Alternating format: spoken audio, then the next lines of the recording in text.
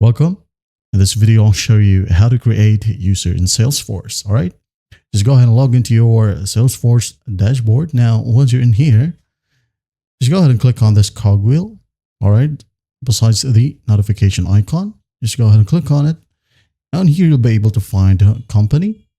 And under that, there we have our users. Just click on it. As you can see here, you can easily invite a user. Now, before we'll have to go to our profile settings right here and we'll set up one by one. But now we'll just be able to just send them an invite, like in this case. Let's say, for example, I'm going to add in my secondary email right here, like that. The profile, it could be a system administrator or standard user. All right. And then I'm just going to send invitation. Now, let's say, for example, I'm going to open up that particular email. All right. As you can see here, you should receive, or the person that you just invited should receive the same exact email. All right. All they have to do is just go ahead and click on accept invite right here, and they will just have to log in. Now, it will require you to put in the password for that specific user. All right. So in here, make sure to include at least 8 characters right here and 1 letter, 1 number. So the person's password would be just a simple A, B, C, D, E, F, G, then 1, 2, 3. All right. And confirm A, B, C, D, E, F, G, 1, 2, 3.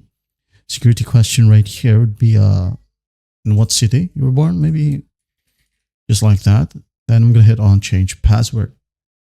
So as you can see here, this is the second account, right? It's named after my wife. So I'm going to go back to the main account. I'm going to log out. So I'll be able to show you right here. Now, when we go to users right here, as you can see, it is now active, right? This one.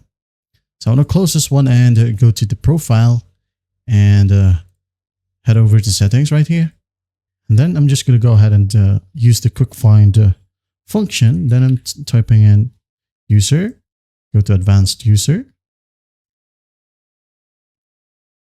I'm going to close this one.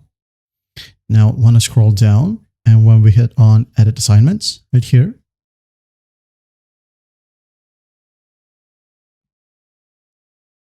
you should be able to select which profile or which user that you wanted to change the permissions. All right. All the permissions right here will be listed. As you can see, this blank because this one is a free version.